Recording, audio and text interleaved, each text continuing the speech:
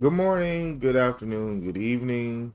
What's good, YouTube? C1 Matt back at it again with another video. Today's topic is going to come from a YouTube channel called Jubilee. Definitely check them out because they have some interesting topics that give you a different perspective of it.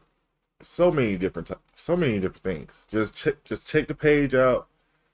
Take a look at it. You'll understand what I'm saying. But title of the video, it'll be in the thumbnail, it'll be in the description. Do I want my kids to enlist? Army versus Marine Corps, brought to you by Jubilee.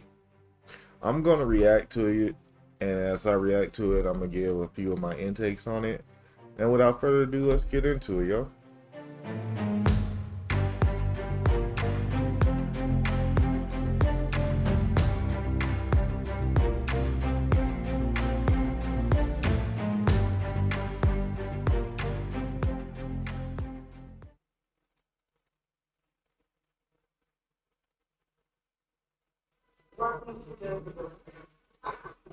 I made a lot of bad choices when I was in high school, and I needed something that would give me an opportunity and a chance. When I was a kid, there was a Marine who lived around the corner from me, and he stood tall and erect. He was just so proud. From that day on, I knew I wanted to be a Marine. I personally would not recommend my own children enlist in the military. I just feel like there's a lot of variables that could go wrong, and I'm not entirely confident that the government would take care of them for the service. Some unfair judgments that I've really seen in the same sector. When you come out, there's a lot of things that you're taught in the military and within your communication that you be viewed as aggressive. A lot of people.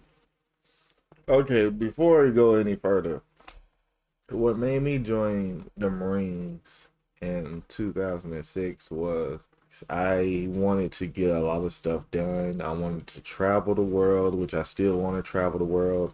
I wanted to experience a lot of different people. I wanted a chance to be the best at something. I never got a chance to really get into sports. I wanted to just open up a bunch of opportunities to prove myself, to have something on my resume, and I just wanted to mainly fight for people that couldn't fight. That was definitely one of the reasons why I wanted to go into the Marines. Well, why I wanted to go in the military. The reason why I wanted to go into Marines was because my recruiter at the time, man, he just popped up everywhere I went. He was so persistent. He came by and he was like clean, he was crisp. The girls were talking about him, guys were talking about him. I wanted to see what the big deal was, what the hype was about. Had a conversation, and then he was just like persistent. He was like bent on me being in the military. So, and I don't know, it was just like every time I would think of something, every time I look, every time I would try something, he would just be able to back it up. And he was just real with me. He was honest. He was 100. He just did way more than enough above and beyond that convinced me to sign with the Marines, because I didn't feel any other branch was really treating me that way. He had a lot of faith in me, considering that I had a lot of doubts about myself. So that was definitely the reason why I joined the Marine Corps. Sorry I got long with it, y'all. A lot of crazy, or that you have PTSD, that there's something wrong with you, some sort of ticking time bomb that walks around. It's just not the case. So that we're all bloodthirsty savages. We're not against anybody. We're not for anybody. We are truly of the people, by the people, and for the people. And with that being said, I want a lot of people automatic. It's weird because a lot of people have friends that go into the military, but then a lot of people will sit there and tell you that they feel like you're automatically crazy. Not everybody's crazy. Not everybody is like some kind of crazy wacko, whatever, whatever. There's good and bad to the place, but it's not as bad as what people think. I hate these motherfucking ads.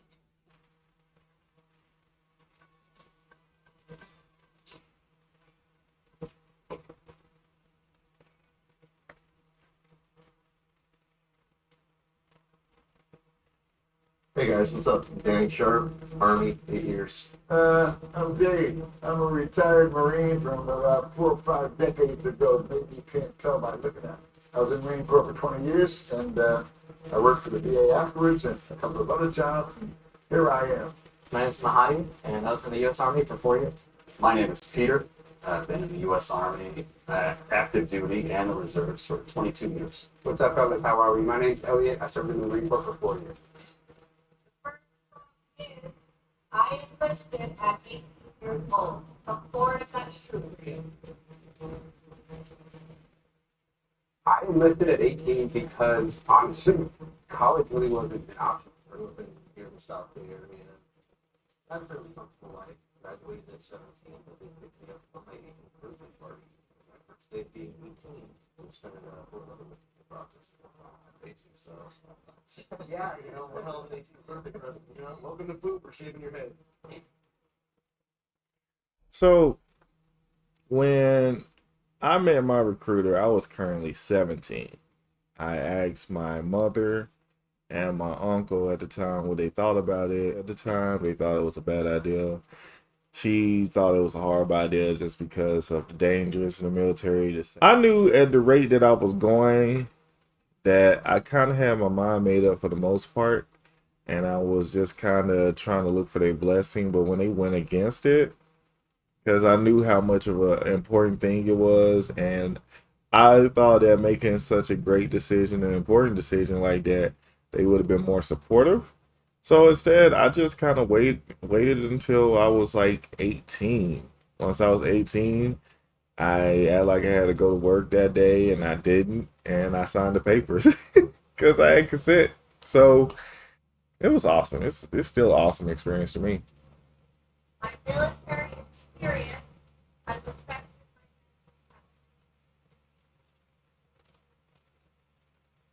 Coming out of the military, regardless of the experience you've been through, I mean, I don't know who else has been operating within combat zones. But the thing that people don't realize is they look at PTSD, they look at the trauma that we face and that we see in those types of environments, but they don't understand the emotional take that you go through as you just basically transition out of the military.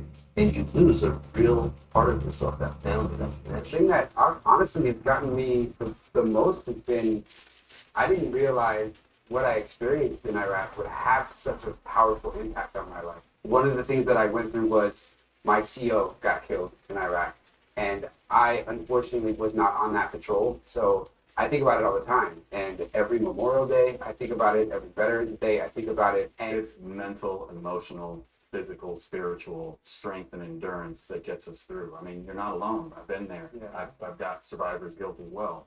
But you know what got me the most? The thing that broke me down the most wasn't the friends I lost in combat. It was the friends we kept losing after. It takes its toll. For me, there's a lot of stuff in my lifetime that I've seen that I probably don't want to ever see again. A lot of experiences I wouldn't wish on my worst enemy. Um, to sometimes, be alone in that world, to sit there and try to process through the most strenuous times in a short amount of time while so much stuff is going on around you, is definitely can take you through your limits. It tests everything about you from physical, mental, emotional, soulful, even people that I didn't even get a chance to go on a tour, right? I still got a chance to see what some of that stuff was like. So if anything, it definitely took a toll on me because there are so many good people that don't get a chance to be with their family till this day. And I think about that every year. There are so many people that were affected in some type of way that are not the same. But the positives is that you're more better prepared for a lot of situations in life. You have a lot of endurance of a high level. Your sense of urgency is definitely risen among other things. And there's a lot of things that you can learn from people in the Marines that definitely can benefit you in the long run of life. So if you're around people that got wisdom or they just have so many different styles, take note.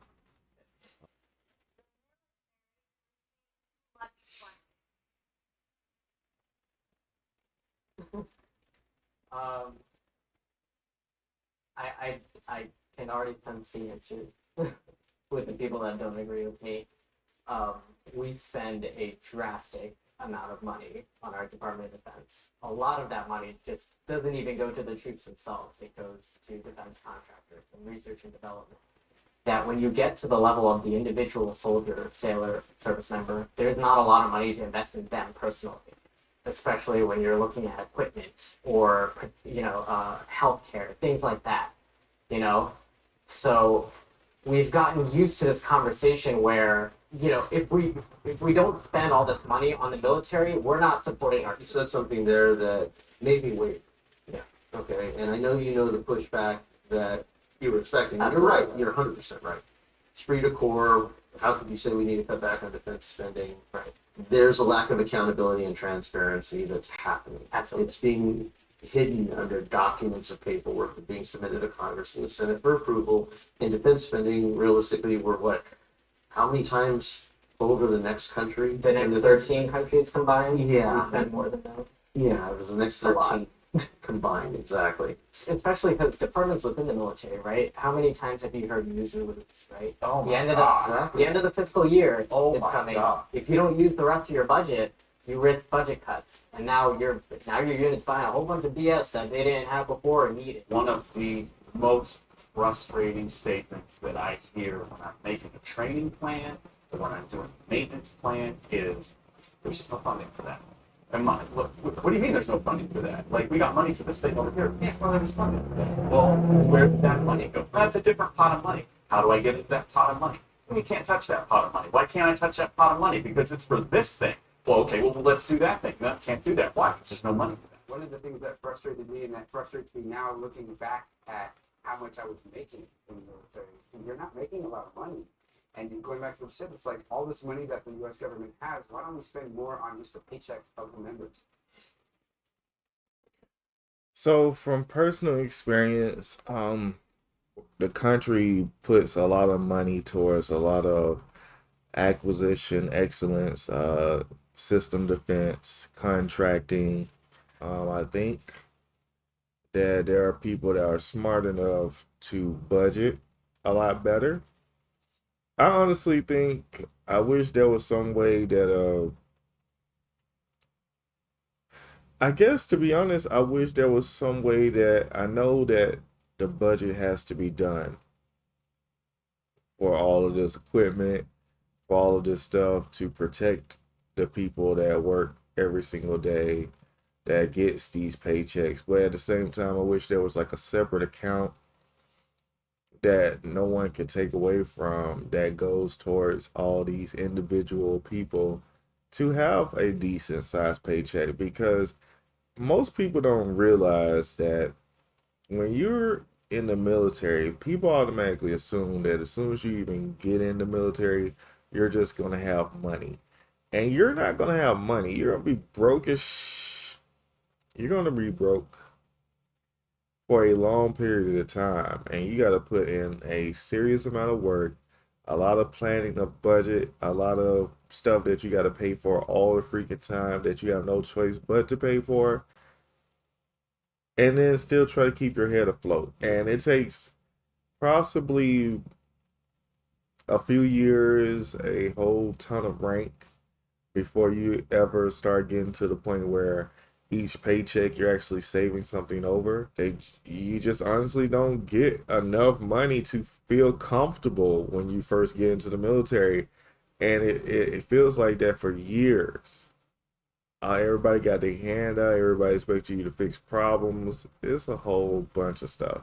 It's just they don't know what it's like on a day-to-day basis. They have no clue. Well,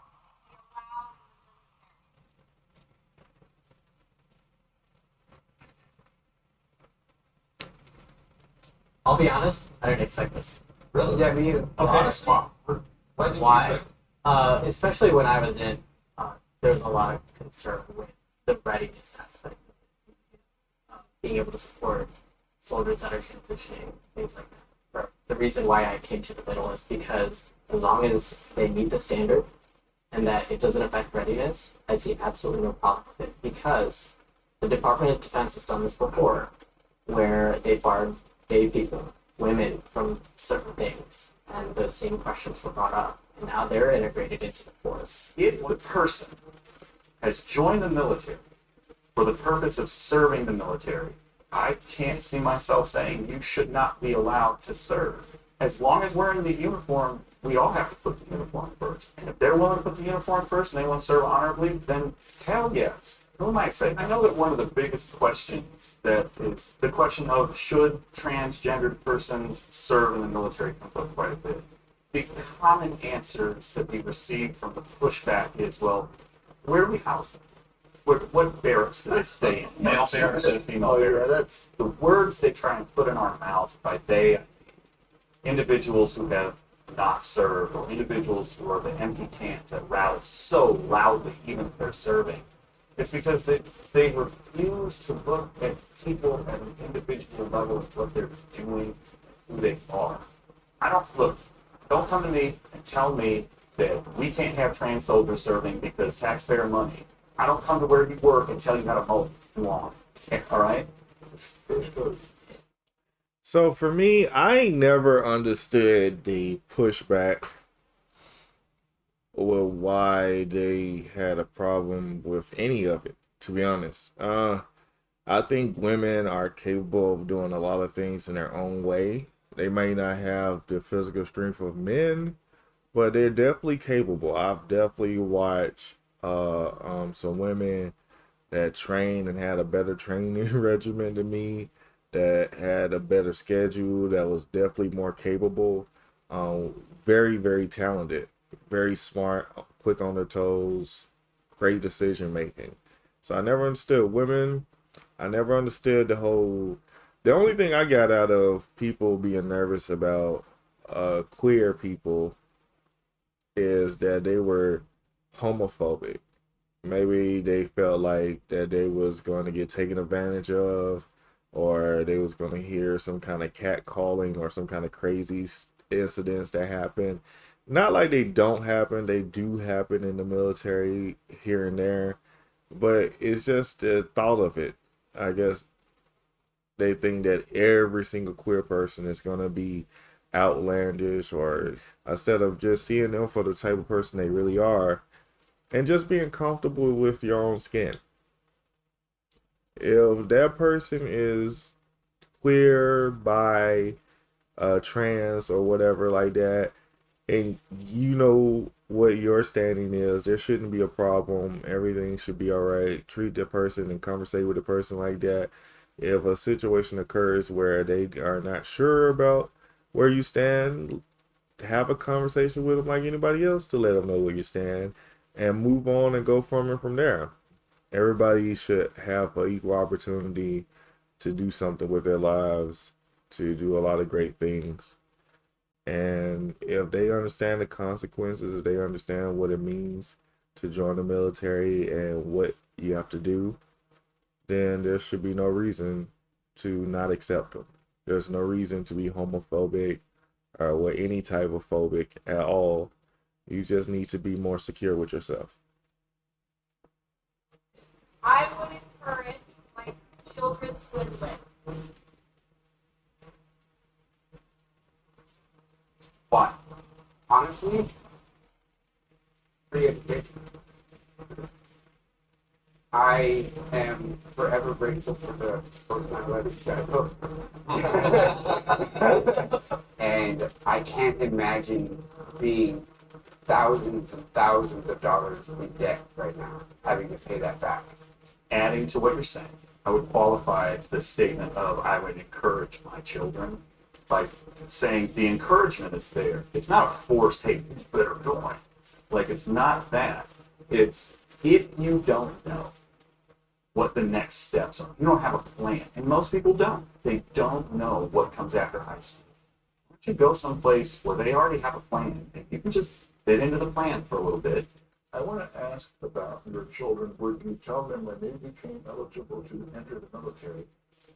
Would you tell them about, assuming educational benefits are the same at that time? Would you encourage them as a result of the benefits that they could be entitled to? And if so, suppose 20 minutes later a war starts, they have to go to war. How do they deal with that after hearing from you, the dad, the benefits? Right. Yeah. Realistically, I mean, I've got a daughter who's going to be turning 11. The son that just turned 6. Okay, and just to openly share, I'm recently widowed.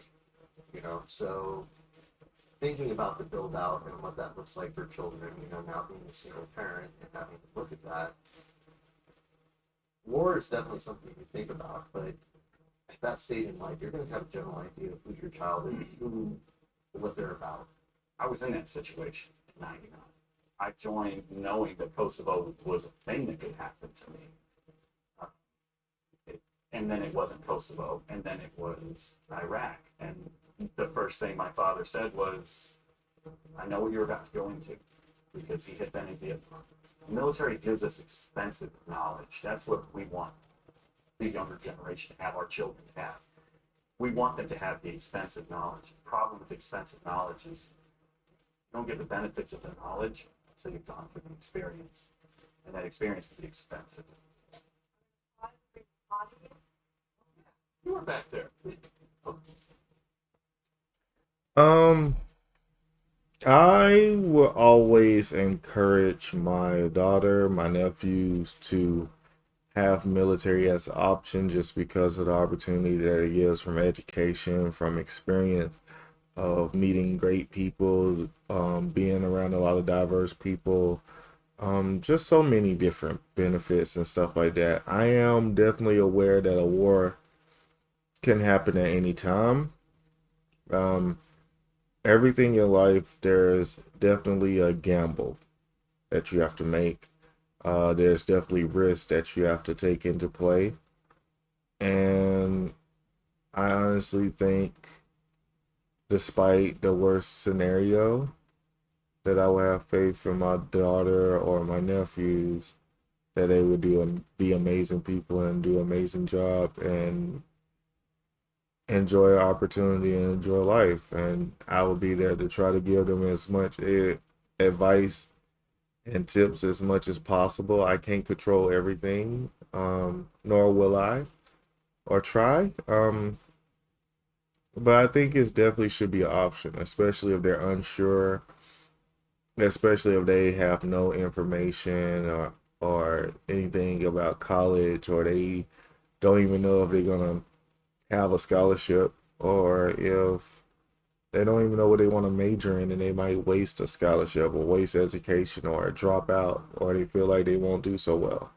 I always want them to have options to grow one way or another, or to experience life in whatever way, shape, or form that's positive, and definitely help them grow and blossom.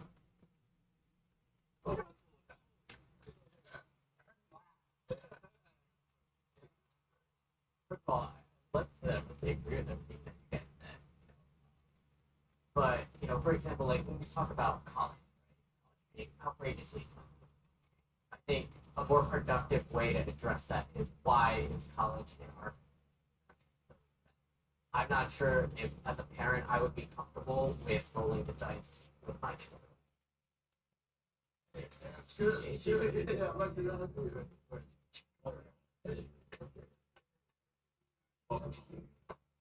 Alright, that's the end of the video. Let me know what y'all think in the comment section down below.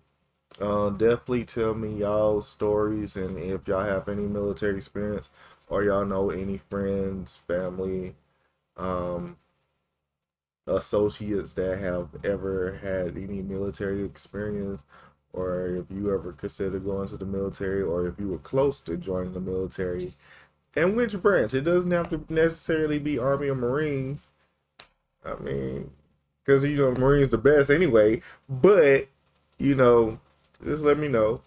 And until next time, YouTube, peace, be easy, live life, live free.